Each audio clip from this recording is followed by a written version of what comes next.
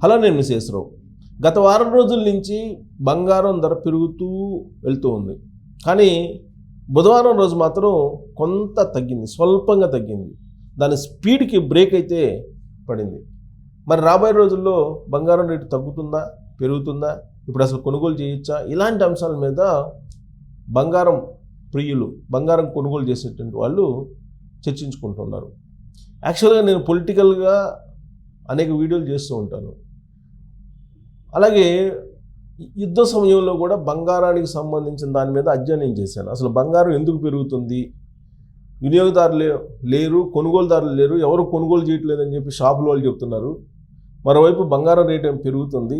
అసలు అంతర్జాతీయంగా ఏం జరుగుతుంది, వార్ ఎఫెక్ట్ ఏ విధంగా బంగారం మీద పడుతుంది, దీని మీద నేను అధ్యయనం చేసినప్పుడు ఆసక్తికరమైనటువంటి అంశాలు వచ్చినప్పుడు నేను అంతర్జాతీయంగా ఉన్నటువంటి కొంతమంది గోల్డ్ సంబంధించినటువంటి అనలిస్టులని ఐడెంటిఫై చేశాను.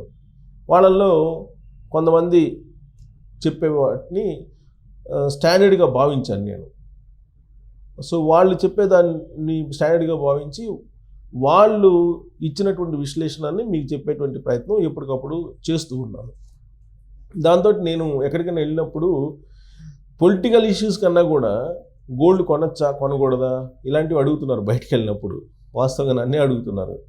సో కాబట్టి బంగారం రేటు విషయంలో ఒక నిర్ణయానికి రావడానికి, ఒక నిర్ధారణ రావడానికి అంత ఈజీ అయితే కాదు ఇప్పుడున్నటువంటి పరిస్థితుల్లో. దానికి కారణం ఏంటంటే అగ్మార్క్ ఈ మధ్యకాలంలో ప్రకటించినటువంటి సర్వేను మీకు గత 4 రోజుల క్రితం అందించాను. అలాగే అంతకుముందు కొంతమంది ఇంటర్నేషనల్ అనలిస్టులు వేసినటువంటి అంచనాలను కూడా మీ ముందు ఉంచాను. అంతర్జాతీయంగా ఔన్స్ బంగారం దాదాపు $3,500 టచ్ అయినప్పుడు దాదాపు 1,00,000 దాటి పరుగులు పెట్టింది బంగారం. సడన్గా ఆపరేషన్ సింధూర్ ఆగిపోయింది. దాంతో మళ్ళీ బంగారం రేటు పడిపోయింది. పడి అంతర్జాతీయంగా ఔన్స్ బంగారం ధర ఎంతకు వచ్చింది, $3,150 వచ్చేసింది. అది ఇంకా మరింత తగ్గుతుందని చెప్పేసి కొంతమంది విశ్లేషకులు అంతర్జాతీయంగా చెప్తూ ఉన్నారు.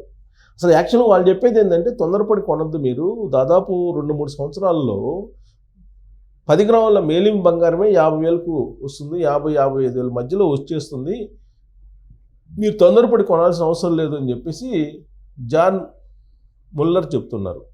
ఆయన ఇంటర్నేషనల్ అనలిస్ట్ జాన్ ముల్లర్ అనే అతను.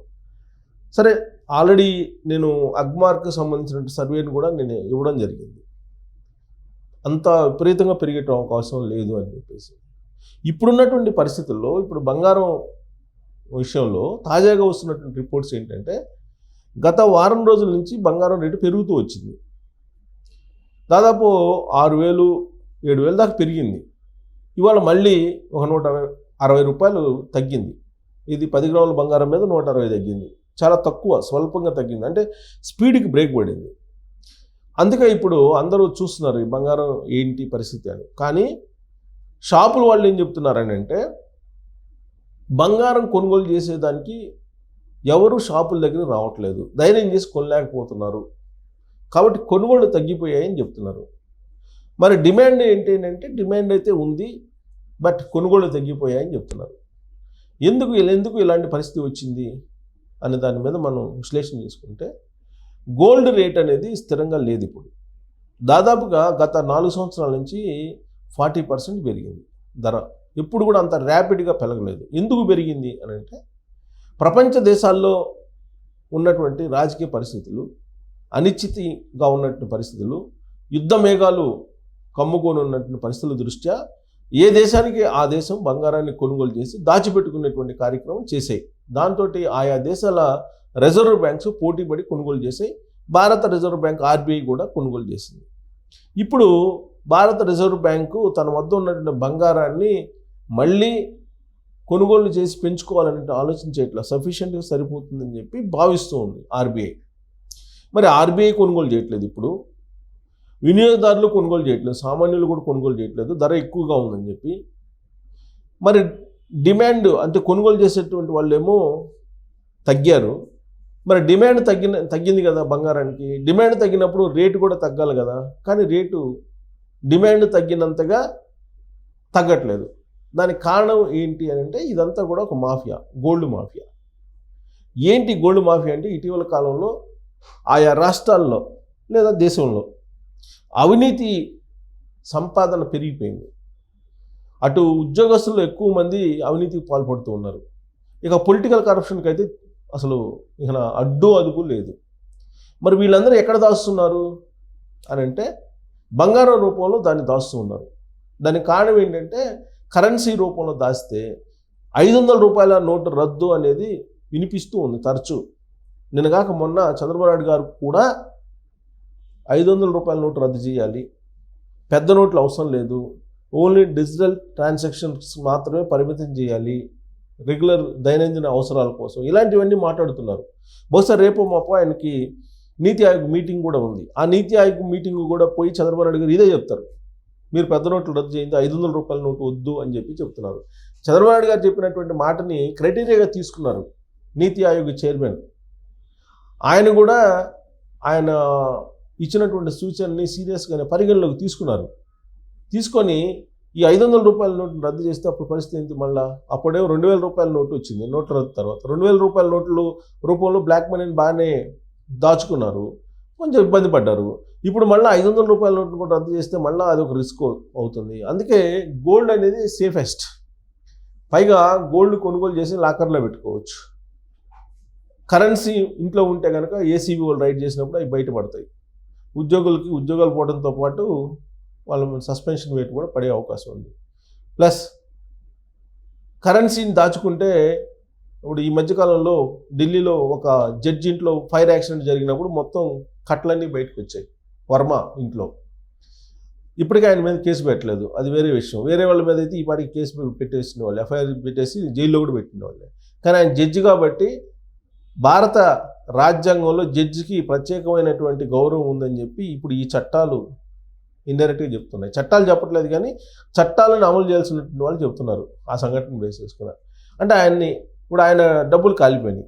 సో అలాంటి ప్రమాదాలు జరిగినప్పుడు ఇప్పుడు మరి దాచుకున్న డబ్బు కూడా పోయేటువంటి అవకాశం ఉంది. అదే గోల్డ్ అనుకోండి, గోల్డ్ అయితే చాలా పదిలంగా ఉంటుంది, అసలు ఎక్కడికి చెక్కు చెదరదు, దాన్ని కడ్డేల రూపంలోనో లేదా బిస్కెట్ల రూపంలోనో దాచుకోవచ్చు. అందుకే ఆంధ్రప్రదేశ్లో లిక్కర్ స్కామ్ కానీ లేదా తెలంగాణలో కాళేశ్వరం స్కామ్ కానీ చేసినటువంటి వాళ్ళు దేశవ్యాప్తంగా అనేక రకాలుగా కరప్షన్కి పాల్పడినటువంటి పొలిటీషియన్స్ కానీ లేదా ఉద్యోగులు కానీ మొన్న పంచాయతీ సెక్రటరీనే రైడ్ చేస్తే ఏసీబీ అధికారులు ఆంధ్రప్రదేశ్లో దాదాపు 6 కోట్లు 7 కోట్ల రూపాయలు బయటపడ్డాయి. అంటే కరప్షన్ అమౌంట్ ఉద్యోగుల దగ్గర ఎక్కువ మంది దగ్గర పోగుపడి ఉంది, అలాగే పొలిటీషియన్ దగ్గర పోగుపడి ఉంది. వీళ్ళందరూ ఏం చేస్తున్నారంటే కేజీల కొద్ది బంగారం కొనుగోలు చేస్తున్నారు. ఇప్పుడు ఆంధ్రప్రదేశ్లో సిట్ విచారణలో కూడా లిక్కర్ స్కామ్లో అదే బయటపడింది. పద్మావతి జ్యువెలర్స్, ఇంకో జ్యువెలర్స్, ఇలా లాస్ట్కి బులియన్ మార్కెట్ దగ్గరికి కూడా వెళ్ళారు. బులియన్ మార్కెట్లో ఉండేటువంటి పెద్దల దగ్గరికి కూడా వెళ్ళి వాళ్ళు బంగారాన్ని దాదాపుగా కొన్ని కేజీల కొద్దీ కొనుగోలు చేసి, టన్నుల కొద్దీ కొనుగోలు చేసి దాచిపెట్టుకున్నారు. దాని కారణంగా ఇప్పుడు బంగారం రేటు పెరిగిపోయింది. సామాన్యులు ఎవరు కూడా దాన్ని టచ్ చేయడానికి కూడా భయపడుతున్నారు. బంగారం, ఒక తులం బంగారం కొనాలంటే భయం పడుతున్నారు మామూలు వాళ్ళు, సామాన్యులు, రోజువారీ కూలీ చేసుకున్నటువంటి వాళ్ళు బంగారం వైపు చూడటానికే భయపడుతున్నటువంటి పరిస్థితి. దానికి కారణం ఏంటంటే భారతదేశంలో పెరిగిపోయినటువంటి అవినీతి సంపద. ఆ కారణంగా ఇప్పుడు బంగారం రేటుని పెరుగుతుందా తగ్గుతుందా అని తలపడినటువంటి విశ్లేషణ చేసేటువంటి వాళ్ళకు కూడా అర్థం కావట్లేదు. జాన్ ముల్లర్ లాంటి వాళ్ళకి అర్థం కావట్లేదు. యాక్చువల్గా ఆయన అంచనా ప్రకారం తులం 50,000 రావాలి, 10 గ్రాములు 50,000కి రావాలి మేలిం బంగారం, మరి రాలేదు. బట్ ఆయన ఏమంటున్నాడు, 3 years టైం పట్టిద్దా దానికి రావాలంటే అంటున్నారు. అగ్మార్క్ కూడా తగ్గుతుంది బంగారం అని చెప్పింది, మరి గత వారం అంతా పెరిగింది. అంటే విశ్లేషణకు కూడా గోల్డ్కి సంబంధించిన నిపుణులకు కూడా అర్థం కాని విధంగా మార్కెట్ని తీసుకెళ్ళిపోయింది ఈ కరప్షన్ చేసేటువంటి మాఫియా. సో కాబట్టి ఈ బంగారం మొత్తం రేటు పెరగడానికి కారణాలు ఇవి కనిపిస్తున్నాయి. ఇంకొక వైపు యుద్ధాలు ఇవన్నీ కనిపిస్తున్నాయి. కానీ డిమాండ్కి సప్లైకి మధ్యలో ఖచ్చితంగా ఒక ఈక్వేషన్ ఉంటుంది. డిమాండ్ పెరిగినప్పుడు ధర పెరుగుతుంది, డిమాండ్ తగ్గినప్పుడు ధర తగ్గుతుంది. ఇది అందరికీ తెలిసినటువంటి విషయం. కానీ బంగారం విషయంలో దానికి విరుద్ధమైనటువంటి పరిణామం కనిపిస్తూ ఉంది. అందుకే అంతర్జాతీయ విశ్లేషకులు చెప్పేటువంటి అంచనాలు కూడా సాకారం కావట్లేదు, నిజం కావట్లేదు. సో కాబట్టి బంగారాన్ని కొనుగోలు చేయాలా వద్దా అని అంటే స్పష్టంగా కొనాలా లేదంటే అవసరం లేదా అని చెప్పేటువంటి పరిస్థితి ఇప్పుడున్న మార్కెట్లో లేదు. దానికి కారణం అవినీతి సొమ్ము బంగారం రూపంలోకి వెళ్ళిపోతుంది. ప్లస్ మిగతా దాంట్లో పెట్టుబడి పెడితే సేఫ్ లేదు. అందుకే ఇప్పుడు బంగారం మీద పెడుతున్నారు. ఇప్పుడు ఏమవుతుంది, బంగారం రేట్లు తగ్గుతాయి అంటున్నారు. అందుకని బంగారాన్ని అమ్మేటువంటి కార్యక్రమానికి తెరలేపారు. బంగారాన్ని అమ్మి ఇతరత్ర అవసరాలు లేదంటే ఇతరత్ర సంబంధించినటువంటి ఉపయోగాలకు ఉపయోగించుకుంటున్నారు. కారణం ఏంటంటే కరోనా మరోసారి వస్తుంది. ఇప్పుడు మళ్ళీ కరోనా అని చెప్పి గత 4 రోజుల నుంచి వినిపిస్తుంది. కరోనా వస్తే ఏమవుద్దో మార్కెట్ తెలియదు, బంగారం ఇంకా తగ్గిపోయే అవకాశం ఉంది. అందుకని బంగారాన్ని విక్రయించేస్తున్నారు, అమ్మేస్తున్నారు.